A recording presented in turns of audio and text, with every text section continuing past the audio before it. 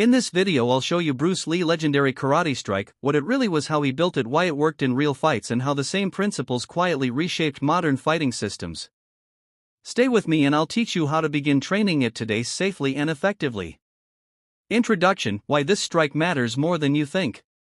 Bruce Lee is remembered for speed, power, and a philosophy that mixed ideas until only what worked remained. Among the many techniques he studied and used, one karate-based strike stands out for its simplicity and impact.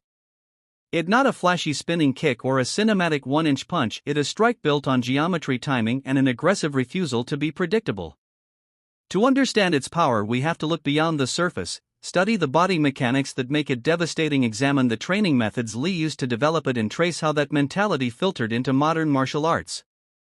This is not a history lesson only for fans, it's a practical blueprint you can use to become faster, smarter, and more effective in any striking art.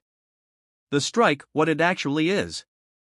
At its core, Bruce Lee legendary karate strike is a short, linear, committed blow delivered with optimal alignment between hips, shoulder, and striking limb, timed to exploit an opponent's momentary lack of structure. It is often executed from a slightly angled stance that shortens the travel distance and masks the intent. The strike is neither a wild haymaker nor a rigid textbook punch, rather it a compact, explosive attack that combines the hip snap used in traditional karate with the relaxed, economy-driven motion Lee favored. The result is a strike that travels less distance, wastes less energy, and arrives with more speed and torque than you'd expect from its travel path. The biomechanics: why short equals powerful. Understanding why this strike works requires a quick look at the body as a kinetic chain. Power in striking comes from a coordinated sequence. Ground reaction force starts in the feet, rotates through the hips, transfers through the torso, and finally directs through the shoulder into the fist. Because the strike is short and linear, the body can maintain structural integrity and channel force efficiently without excessive telegraphing. A short travel path reduces the time an opponent has to react and allows the striker to keep their center of gravity directly behind the blow.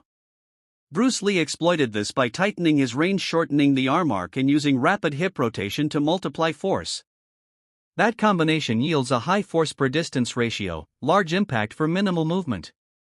Lee training philosophy: principles over tradition.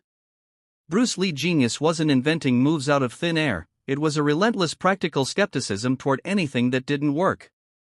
He studied Wing Chun, Western boxing, fencing, Taekwondo, and multiple karate styles, then tested and stripped techniques down until they met his criteria for effectiveness. This strike served